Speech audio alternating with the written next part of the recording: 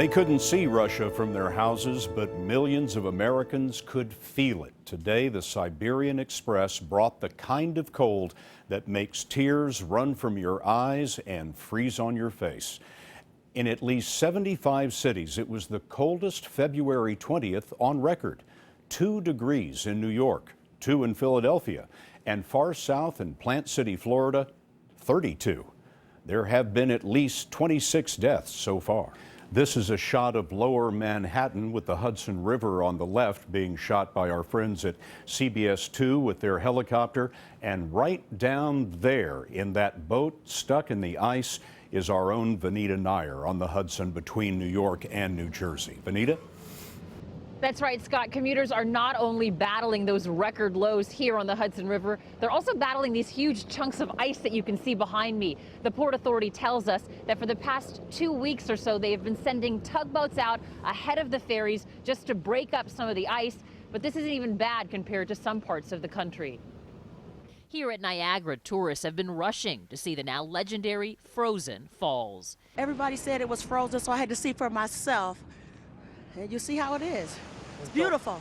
Devastatingly beautiful, but in the rest of the country, just devastating. Residents in Boston are struggling to see over the mountains of snow that snarl their streets.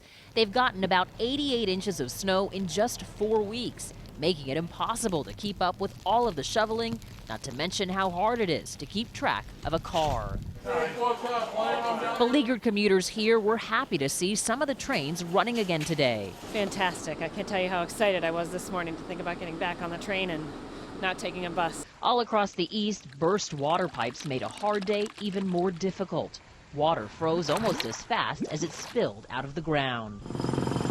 The next winter blast will not only target the Northeast, it will continue to wreak havoc, particularly in the South, where icy conditions have made treacherous driving. In Arkansas, there were at least 3 accidents involving school buses, as icy roads made it even dangerous for salt trucks to go out and do their job.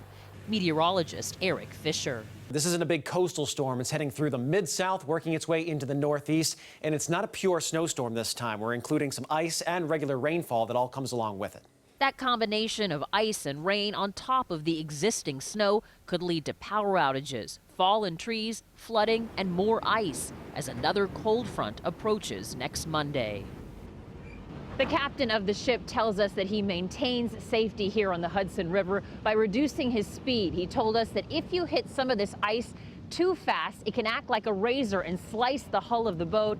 And Scott, he says he's preparing for even worse conditions tomorrow. Vinita Nair on the howling Hudson for us tonight. Vinita, thank you.